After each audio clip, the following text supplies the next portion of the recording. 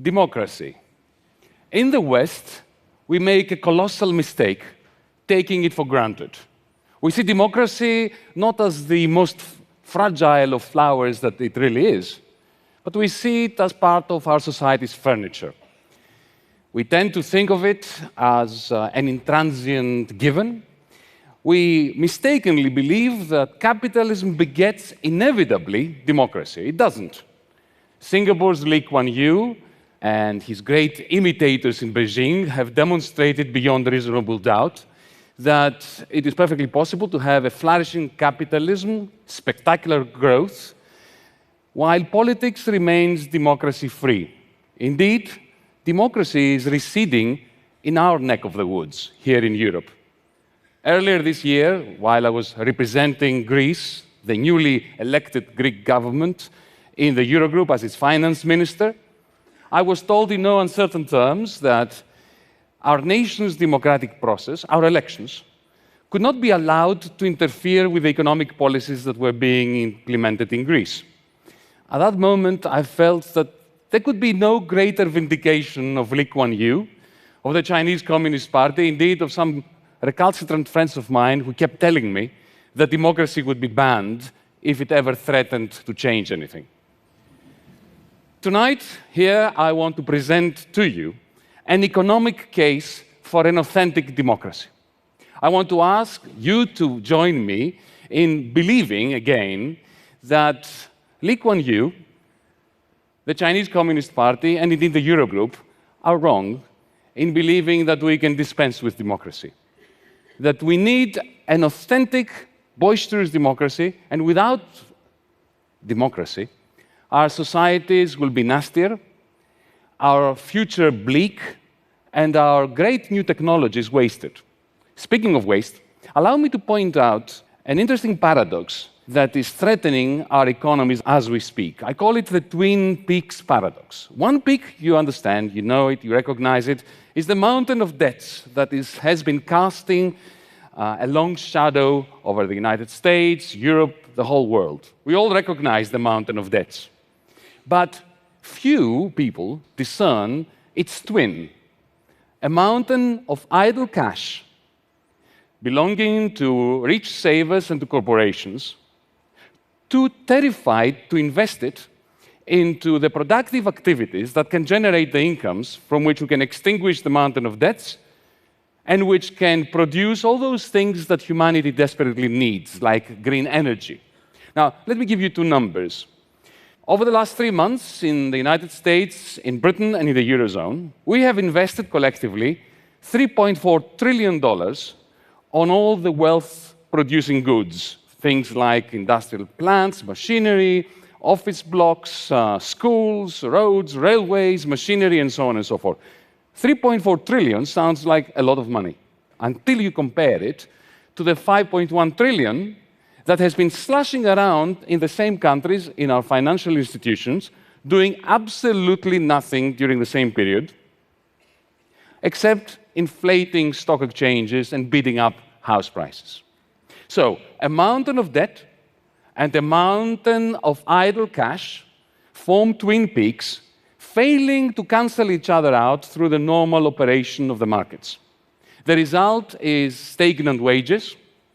More than a quarter of 25 to 54-year-olds in America, in Japan, and in Europe out of work, and consequently, low aggregate demand, which, in a never-ending cycle, reinforces the pessimism of the investors, who, fearing low demand, reproduce it by not investing, exactly like Oedipus's father, who, terrified by the prophecy of the oracle that his son would grow up to kill him, unwittingly engineered the conditions that ensured that Oedipus, his son, would kill him.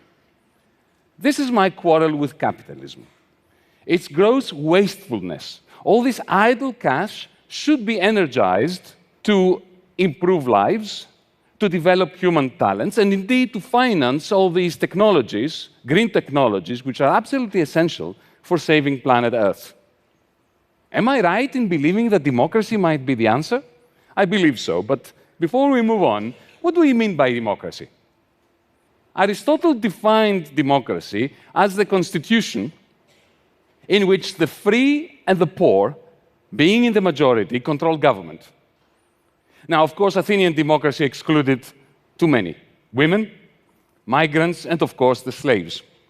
But it would be a mistake to dismiss the significance of ancient Athenian democracy on the basis of whom it excluded. What was more pertinent, and continues to be so, about ancient Athenian democracy, it was the inclusion of the working poor, who not only acquired the right to free speech, but more importantly, crucially, they acquired the right to political judgments that were afforded equal weight in the decision-making concerning matters of state. Now, of course, Athenian democracy didn't last long. Like a candle that burns brightly, it burned out quickly. And indeed, our liberal democracies today do not have their roots in ancient Athens. They have their roots in the Magna Carta, in the 1688 Glorious Revolution, indeed in the American Constitution. Whereas Athenian democracy was focusing on the masterless citizen and empowering the working poor, our liberal democracies are founded on a Magna Carta tradition, which was, after all, a charter for masters. And indeed, liberal democracy only surfaced when it was possible to separate fully the political sphere from the economic sphere, so as to confine the democratic process fully in the political sphere, leaving the economic sphere, the corporate world if you want, as a democracy-free zone. Now, in our democracies today, this separation of the economic from the political sphere, the moment it started happening, it gave rise to an inexorable, epic struggle between the two, with the economic sphere colonizing the political sphere, eating into its power. Have you wondered why politicians are not what they used to be? It's not because their DNA has degenerated. It is rather because one can be in government today and not in power, because power has migrated from the political to the economic sphere, which is separate. Indeed, I spoke about my quarrel with capitalism. If you think about it, it is a little bit like a population of predators that are so successful in decimating the prey that they must feed on that in the end they starve. Similarly, the economic sphere has been colonizing and cannibalizing the political sphere to such an extent that it is undermining itself, causing economic crisis. Corporate power is increasing, political goods are devaluing, inequality is rising, aggregate demand is falling, and CEOs of corporations are too scared to invest the cash of their corporations.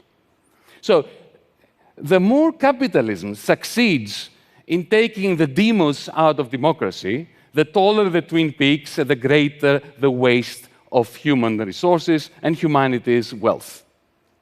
Clearly, if this is right, we must reunite the political and the economic sphere, and better do it with a demos being in control, like in ancient Athens, except without the slaves or the exclusion of women and migrants. Now, this is not an original idea. The Marxist left had that idea 100 years ago, and it didn't go very well, did it?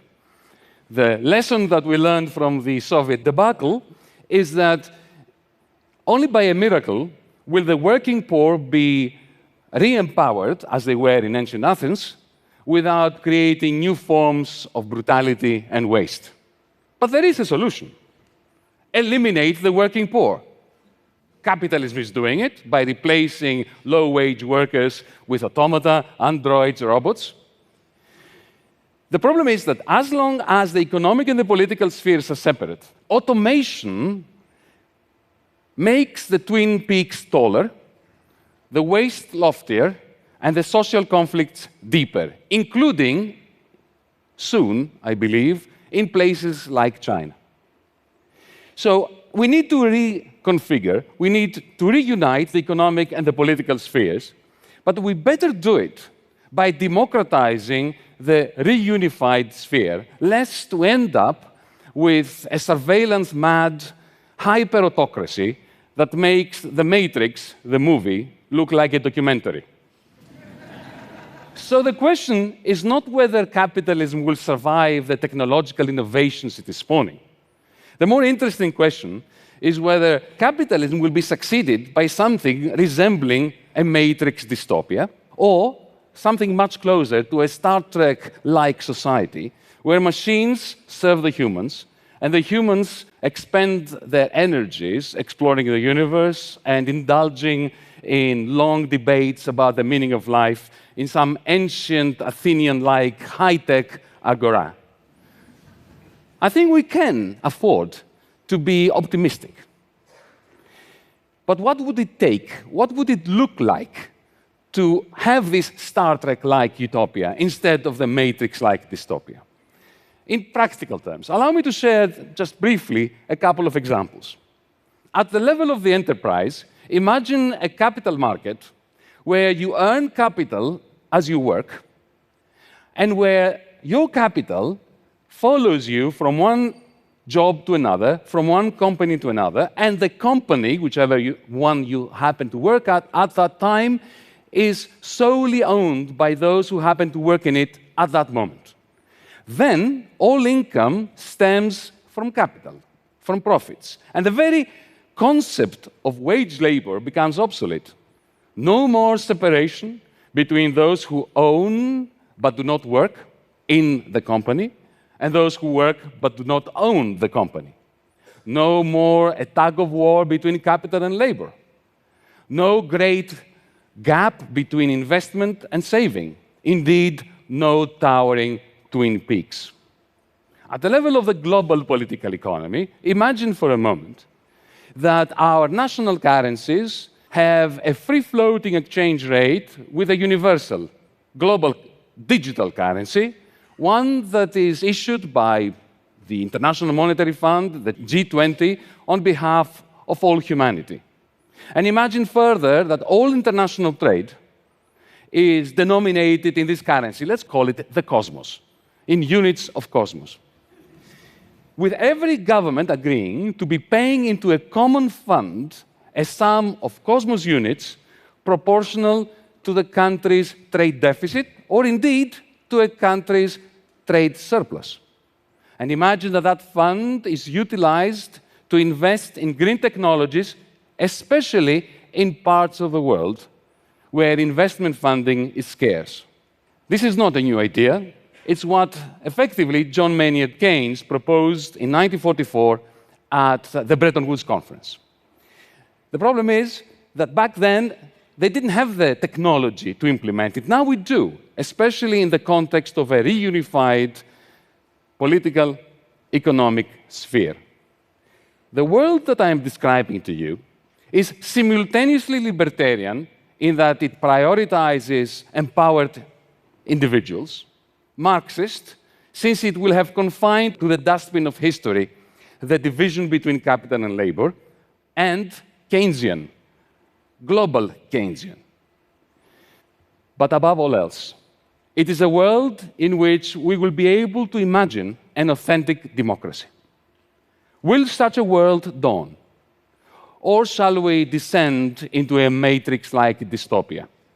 The answer lies in a political choice that we shall be making collectively. It is our choice, and we better make it democratically. Thank you.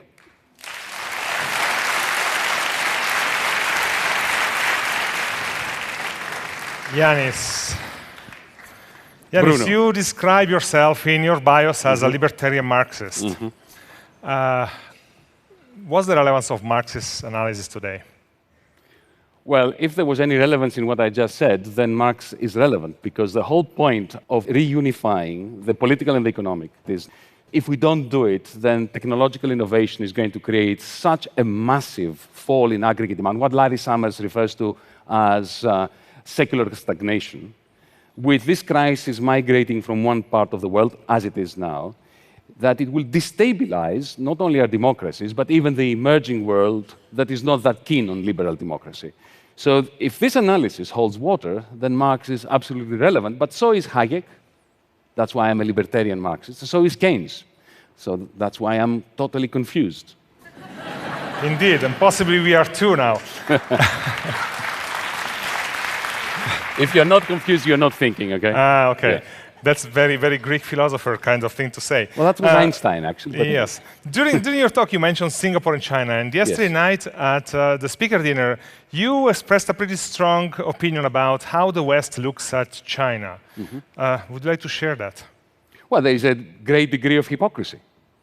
In our liberal democracies, we have a semblance of democracy. It's because we have confined, as I was saying in my talk, democracy to the political sphere, while leaving the one sphere where all the action is, the economic sphere, a completely democracy-free zone. In a sense, if I am allowed to be provocative, China today is closer to Britain in the 19th century, because remember, we tend to associate liberalism with democracy. That's a mistake historically. Liberals like John Stuart Mill. John Stuart Mill was particularly skeptical about the democratic process. So what you are seeing now in China is a very similar process to the one that we had in Britain during the Industrial Revolution, especially the transition from the first to the second.